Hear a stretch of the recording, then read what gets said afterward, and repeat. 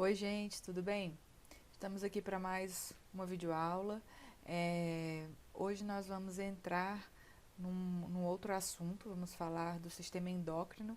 Então, vamos começar aqui falando sobre o diabetes, né? Farmacodinâmica, farmacologia clínica do tratamento do diabetes, tipo 1 e tipo 2. Então, nós vamos dividir aí em vários vídeos. Para quem não me conhece, eu sou a professora Priscila.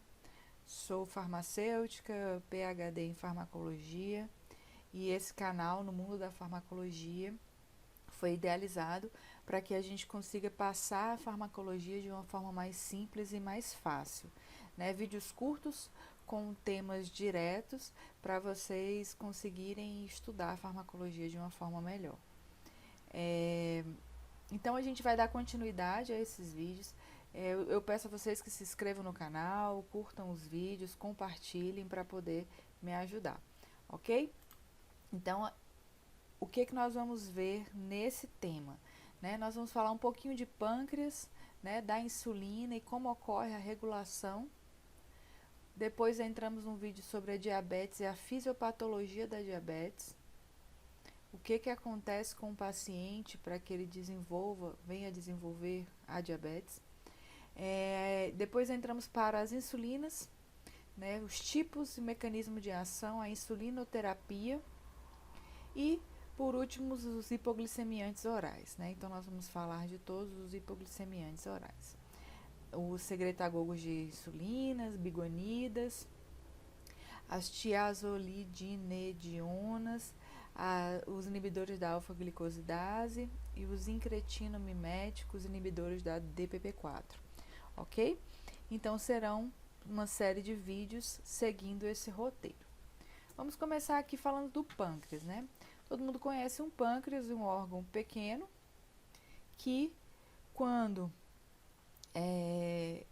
está com alguma patologia, causa sérios problemas para o organismo, né? Então, o pâncreas, ele é uma glândula. Nós podemos dizer que ele é uma glândula mista. Por que ele é considerado uma glândula mista? Porque ele produz tanto hormônios para fora do pâncreas como para o seu próprio interior. Então, é uma glândula mista formada por uma região exócrina e outra endócrina. O pâncreas exócrino possui células acinares que produzem as enzimas pancreáticas, a lipase, e os ductos pancreáticos. Então, a gente tem aqui o pâncreas, nós temos os ductos pancreáticos, as células delta, né? E nós temos as células acinares, que são essas células.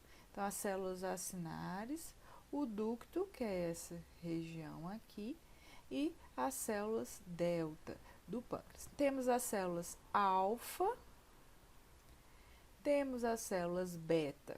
Essas duas vão ser de grande importância nesse momento para a discussão da diabetes, porque células alfa produzem o glucagon e as células beta das ilhotas de Langerhans produzem a insulina, ok?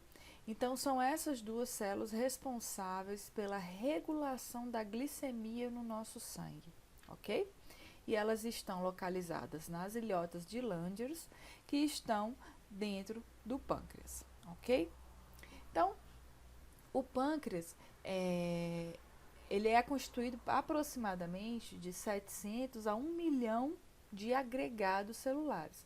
Apesar de ser um órgão, uma glândula extremamente pequena, né, ele tem quase aí 1 milhão de células, que são denominadas ilhotas, né, essas ilhotas de Langerhans, que corresponde a 1,5% da massa do corpo desse pâncreas. Então, essas ilhotas, aqui onde a gente encontra as células alfa, né, que produz o glucagon, a célula beta, que produz a insulina, eu tenho a célula gama, que produz a somatostatina, que a gente já viu em outros vídeos. Então, isso aqui constitui uma ilhota. E nós temos aí várias ilhotas compondo a massa pancreática, né? 1,5% dessa massa é composta dessas ilhotas, que são agregados de células aí que tem mais de 1 milhão de agregados. Então, as células beta, elas compõem 60% desse pâncreas. A célula beta possui aí, ocupa 60% desse pâncreas, produzindo a insulina. Nós temos a célula alfa com 25% e a gama com 10%, que é a somatostatina, além do peptídeo pancreático, que tem 1%. Professora, mas a senhora disse que os dois controlam a glicemia sanguínea e um tem 60% e outro tem 25%. Então, a gente vai ter muito mais insulina do que glucagon. Teoricamente, sim, mas lembrando que essa produção depende de estímulos, certo? Independente da quantidade de células, eu preciso do estímulo para que seja produzido. Realmente, para a produção de insulina, eu preciso de mais células beta, ok? Então, como é que ocorre o controle dessa glicemia? A glicemia ela vai ser controlada pela insulina. Então, o principal hormônio regulador da glicemia é a insulina. Então, quando você se alimenta, que você recebe esse alimento, ele é absorvido, você come um carboidrato, por exemplo, aumenta a glicose no seu sangue.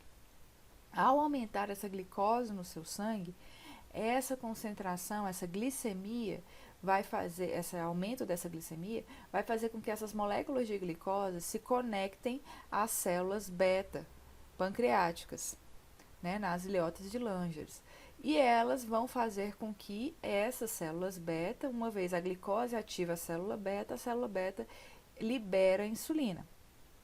A insulina, uma vez liberada na nossa circulação, por que a insulina é considerada um hormônio? Porque ela é produzida por uma glândula e é liberada diretamente na nossa corrente sanguínea. Quando a insulina é liberada na corrente sanguínea, o que a insulina faz? Ela vai aumentar a captação de glicose. Mas, professora, a senhora acabou de falar que a glicose se liga à célula para liberar a insulina. Sim, as células beta. Mas a gente sabe que todas as outras células do nosso corpo precisam de energia suficiente para executar suas tarefas diárias, né? E quem é que gera ATP? Eles precisam de glicose para gerar ATP. Então, todas as outras células do nosso corpo precisam captar glicose, ok? Ou a grande maioria. Então, a insulina aumenta a captação de glicose pelas outras células. Aumenta a síntese de glicogênio. O que é o glicogênio, gente? Quando eu tenho excesso de glicose no meu sangue, eu tenho uma forma de armazenar glicose no meu fígado, né? Então, eu tenho a síntese de glicogênio. Eu armazeno energia na forma de glicogênio. Ela diminui a glicogenólise. Glicogenólise, como o próprio nome diz, é a quebra do glicogênio. Se ela aumenta a síntese, ela vai diminuir a glicogenólise. Mas por que ela diminui a glicogenólise? Porque já tem uma grande quantidade de insulina, de glicose no sangue. Então, não há necessidade de estar quebrando uma reserva secundária para que libere mais glicose. E diminui a gliconeogênese também, que é a formação de mais glicogênio. Então, ela acaba diminuindo aí essa síntese. O que a insulina tem de principal ação? Aumentar a captação de glicose. Então, ela vai fazer com que essa glicose seja consumida. Quando você se alimenta, alguns minutos depois, né, uns 20 minutos a meia hora depois, dependendo do alimento, você já vai ter um pico de glicose, de glicemia. E, logo em seguida, um pico de insulina, ok? Então, quais são os principais estímulos para que eu libere insulina? A elevação aguda da glicemia. Então, quando você aumenta a glicemia, ou seja, por alimentos, né, você aí estimula a liberação de insulina. E tem outra substância que se chama incretinas, que elas estão diretamente ligadas na liberação de insulina. Então, essas incretinas, GIP, GLP-1, quando também estão liberadas na corrente sanguínea, estimulam a liberação de insulina pelas células betas do pâncreas. E qual o efeito da insulina? Diminuir a glicemia. O efeito dela é aumentar a captação de glicose, do sangue para que essa glicose entre nas células, automaticamente ela diminui a glicemia. O que é a glicemia? Glicose no sangue. Então, pareado com a insulina, nós temos outros hormônios que são reguladores, que ajudam a regulação. Uma hora essa insulina tem que parar de ser liberada, então a gente tem que regular essa liberação também. Quem são esses outros hormônios correguladores? Eu tenho o glucagon, que é o principal dele. Então, o glucagon, que eu já falei para vocês no slide passado, que o glucagon é liberado pelas células alfa, da ilhota também. Então, o glucagon ele é liberado para controlar aí para regular a insulina. Então, ele é liberado quando eu preciso de glicose no sangue. Então, quando eu tenho uma hipoglicemia, né? Se eu tiver uma hipoglicemia, eu vou ativar a liberação de glucagon. Então, a falta da glicose no sangue ativa as células alfa a liberarem o glucagon. Então, ele vai causar uma glicogenólise, ou seja, a quebra do glicogênio que está armazenado no seu fígado, e uma gliconeogênese, a formação de novas moléculas de glicose. Né? Isso por quê? Porque está faltando glicose. Quando é que falta glicose, gente? Quando a gente fica longos períodos em jejum, quando a gente tem um estresse muito grande, momentos crônicos de estresse. Quando você faz exercícios, você consome a glicose, o músculo vai consumir praticamente toda a glicose que está no seu organismo, então você entra em hipoglicemia. E também refeições com elevado teor de proteína, as dietas low carb, né? Ou dietas cetogênicas, com que eles fazem que você só consuma proteína. Nesse processo, você vai ter uma baixa de glicemia no sangue. Mas, professora, a proteína também não vira glicose? Vira, o processo é mais demorado. Até que isso aconteça, o glucagon já foi liberado e suas reservas secundárias também estão sendo liberadas, ok? Então, a função do glucagon é aumentar a glicemia sanguínea. Ele faz de tudo para que você não entre mais, não fique em hipoglicemia. Aí nós temos ainda a epinefrina, né, a adrenalina, que aumenta glicocorticoides. Os glicocorticoides influenciam diretamente aí na liberação, na quebra de lipídios, né, para liberar energia, transformar, aumentar essa glicemia. Né, eles diminuem a captação de glicose, diminui a captação e utilização da glicose.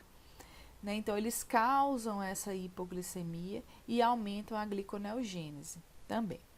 O hormônio do crescimento também diminui a captação de glicose. Então, são fatores fisiológicos, substâncias fisiológicas, o glicocorticoide pode ser.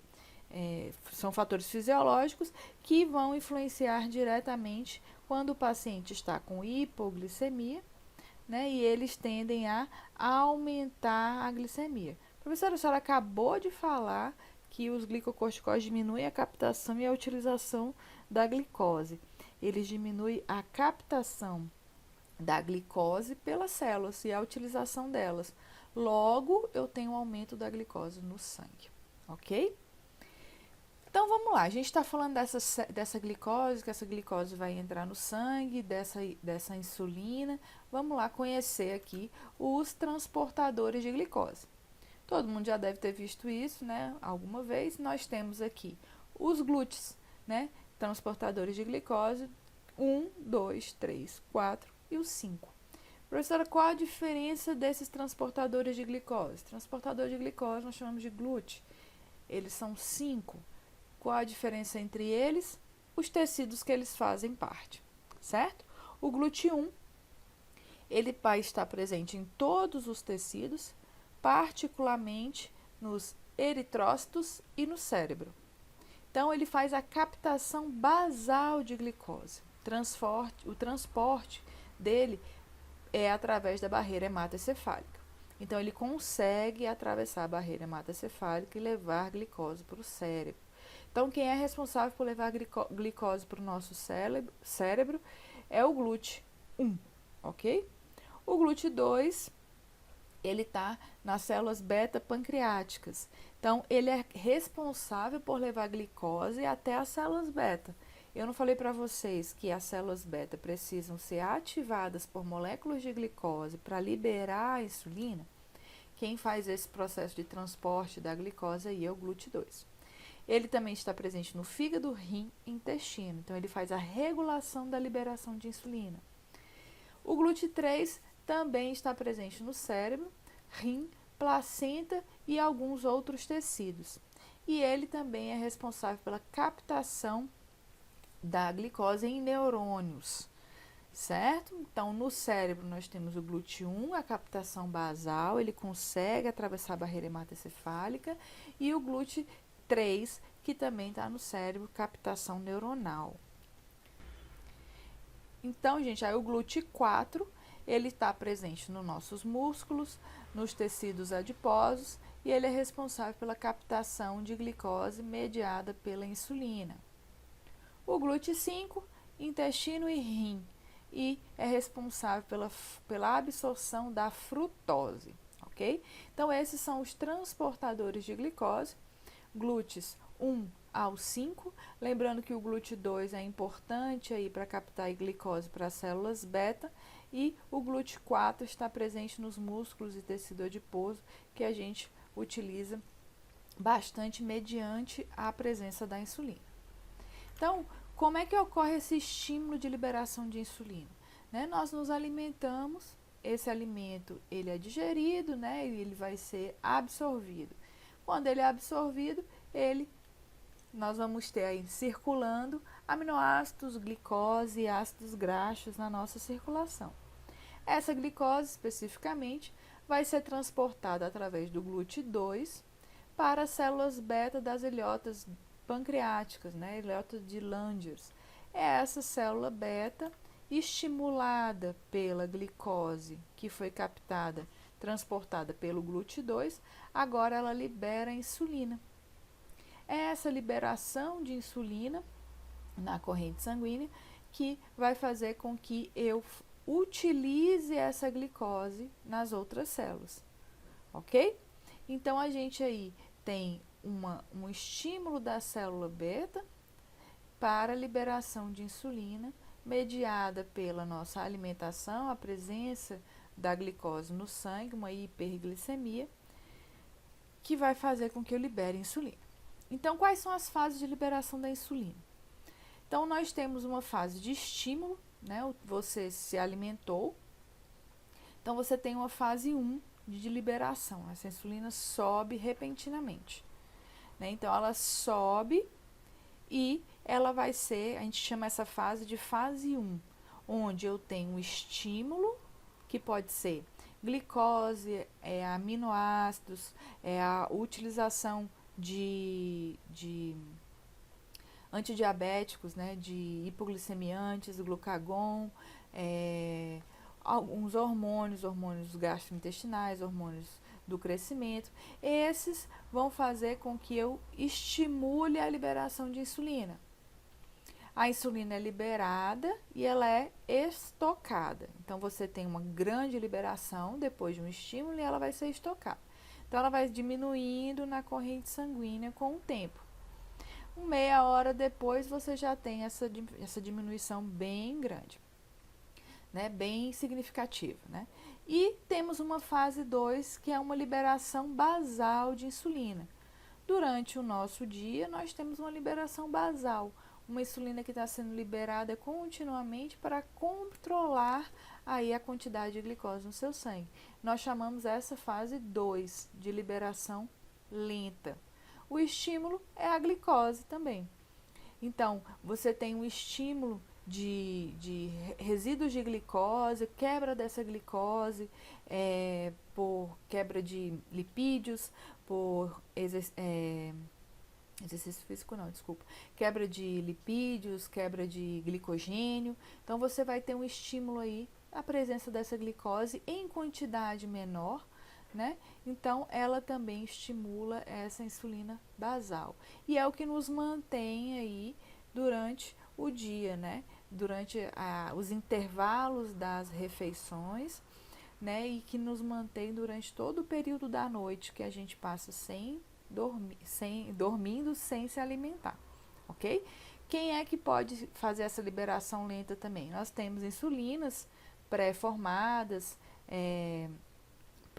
pró-insulinas, que também fazem esse estímulo basal para aquelas pessoas que não produzem a insulina ou é insuficiente, ok? Então, quais são os padrões de secreção da insulina? Estimulado, uma resposta fisiológica à ingestão de alimentos, e basal é o período pós-absortivo. Então, quando você se alimenta, então aqui 8 horas da manhã, vamos simular aqui uma pessoa, né, tomou o café da manhã, ao se alimentar, ela tem um estímulo, então rapidamente ela tem um aumento, fase 1, liberação de insulina e um estoque dessa insulina. Essa insulina cai bastante e depois ela tem um período basal, né? Um período basal que ela é pós o período de absorção daquela glicose, daquela glicemia que estava elevada após a ingestão de alimentos. Então tem esse período basal. Aí essa pessoa se alimenta novamente, ela tem um novo estímulo.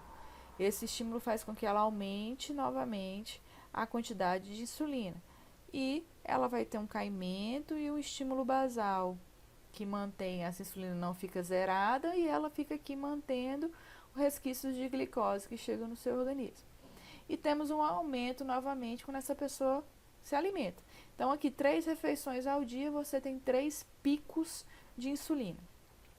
3 refeições, certo? Contando que nesses momentos essa pessoa está em jejum ou tomando somente água. Porque se você come um doce, uma bala, um chocolate, você vai ter picos sempre que você fizer esse estímulo por ingestão de alimentos, ok? Sempre terá o pico. Aqui seria o pico responsável pelas refeições. Quanto maior a refeição, quanto mais glicêmica essa refeição, mais hiperglicemia vai ter no seu sangue, uma hiperglicemia vai ter no seu sangue, maior o estímulo para a liberação da insulina, ok? Então vamos falar um pouquinho agora do receptor de insulina. Eu até falei sobre o receptor de insulina quando a gente fez o vídeo sobre os receptores enzimáticos. O receptor de insulina ele é considerado um receptor enzimático tirosinoquinase. A gente precisa, esse receptor tirosinoquinase, ele tem 2 subunidades que são transmembranais, a subunidade beta, que são ligadas a moléculas de tirosina. E eles têm 2 subunidades alfa, que são responsáveis por captar essa insulina, captar ou receber a ligação dessa insulina. Então, esse receptor de insulina, ele tem essa subunidade alfa, onde eu preciso de 2 moléculas de insulina. Quando essas moléculas de insulina se ligam nessa subunidade alfa, ela ativa essa subunidade beta e essa tirosinoquinase, ela fosforila. Então, ela vai fosforilar. O que é fosforilar? Ela vai ativar uma cascata de outras proteínas, de outras enzimas.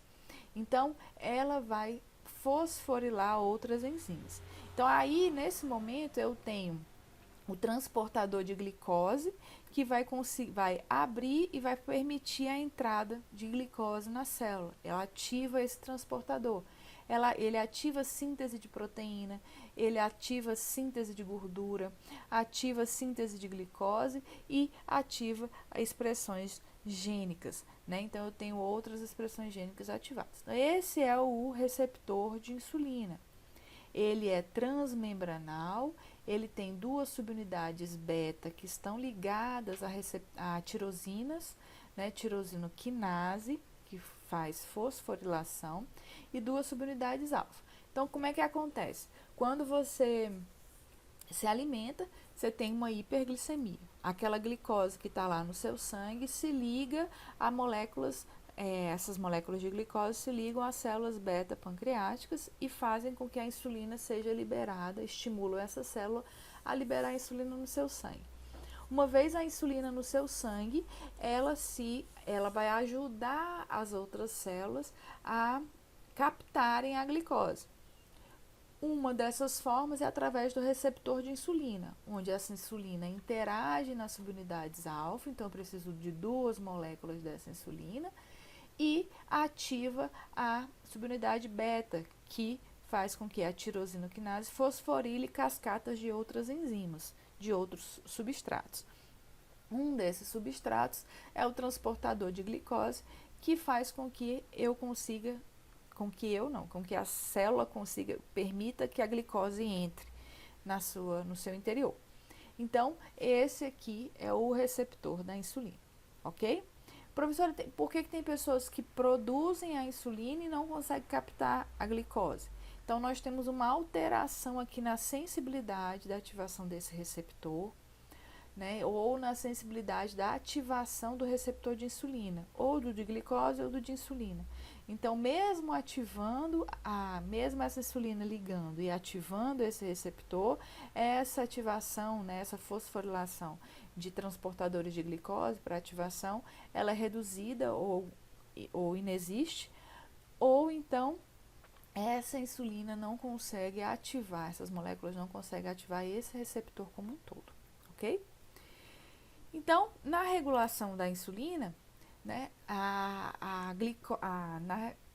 na regulação da secreção da insulina, a insulina vai regular a glicose. Mas apenas a glicose regula a secreção de insulina? Não. Nós temos aí também o que nós chamamos de incretinas, que também influenciam na regulação. As incretinas são substâncias produzidas pelo pâncreas também e pelo nosso intestino, que regula o metabolismo de glicose através da regulação da insulina e do glucagon. Então, as incretinas são substâncias que regulam a insulina, a secreção de insulina, independente da glicose. Ok?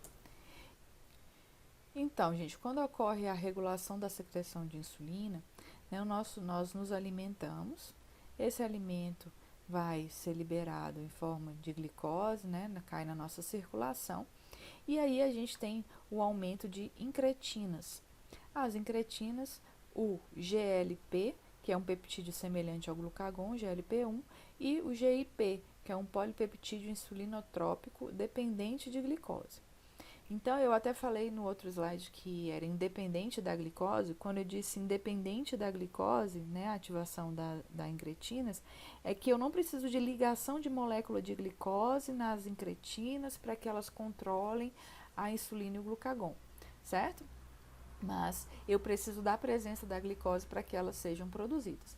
Então, elas estimulam aí o pâncreas. Então, a gente vai ter o estímulo nas células beta, causado pelas moléculas de glicose, para aumentar a insulina, que aumenta a absorção de glicose no músculo, no tecido adiposo, né, todos os tecidos do nosso corpo.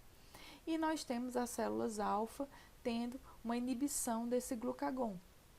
Inibindo o glucagon, porque eu tenho uma hiperglicemia e diminuindo a produção de glicose. Ok? Então, as incretinas, elas também agem aí, estimulando o pâncreas, né? Fazendo essa regulação da secreção de insulina, esses peptídeos. Então, como é que ocorre, né? Qual é esse efeito incretínico? Então, ele causa um retardo no esvaziamento gástrico. O que seria um retardo no esvaziamento gástrico? Você demora mais tempo para esvaziar, né? Para esvaziar o seu estômago, literalmente. Né? Então, o alimento fica mais tempo ali dentro do estômago, reduz secreção de glucagon. Reduzindo o glucagon, a gente viu que eu reduzo a utilização da glicose também, reduzindo a ingestão de alimentos, porque quando você tem um retardo, você acaba reduzindo a ingestão de alimentos, porque você está com o estômago ainda com alimentos, se sente saciado, e causa uma diferenciação e proliferação de células beta. Então, esse efeito incretínico, ele faz com que a insulina seja secretada em condições de aumento de glicose por via oral. Então, quando você tem uma hiperglicemia, não somente a glicose vai ativar a insulina, né, vai regular a liberação dessa insulina, como as incretinas também, né? Então, ela faz com que a insulina seja secretada em condições de aumento de glicose por via oral. Então, tanto a insulina vai ser liberada pelo estímulo da glicose, se ligando às células betas, liberando a insulina, como pelo fator das incretinas, pelos peptídeos, ok? Então, aqui, gente, por exemplo, temos esse gráfico que eu mostro que a gente vê quando uma pessoa faz o uso de um alimento, né, a glicose por via oral, ela ingere glicose, né, por via oral, a gente tem um aumento significativo de insulina. São indivíduos saudáveis, né? Então eles têm um aumento significativo de insulina. Por quê? Porque tanto a glicose diretamente está estimulando as células beta, como eu tenho o efeito incretínico. Quando esse paciente faz o uso de glicose intravenosa, ele já não tem um aumento da insulina, né? Então aqui nós temos a insulina e aqui nós temos o tempo, né? Então ele já não tem esse pico de insulina, certo? E isso se deve ao efeito incretínico. Esse efeito incretínico, ele se dá quando essa insulina ela é aumentada no nosso sangue devido ao estímulo de glicose por via oral, ok? Por via oral. Então, gente, a gente termina aqui a explicação sobre o pâncreas, né? Falando um pouco do que é, como ocorre a regulação da insulina, né? O quem regula, como ocorre a liberação, o mecanismo de ação de regulação da insulina. Espero que vocês tenham gostado da aula. Qualquer dúvida pode deixar nos comentários. Desculpe algum ruído, que hoje está com bastante ruído. Desculpe qualquer coisa. Eu peço para vocês que gostaram, curtam, dêem um like no vídeo, compartilhem, se inscrevam no canal para me ajudar, tá bom, gente? A gente se encontra na próxima aula e no próximo vídeo. E bons estudos para todos. Até mais!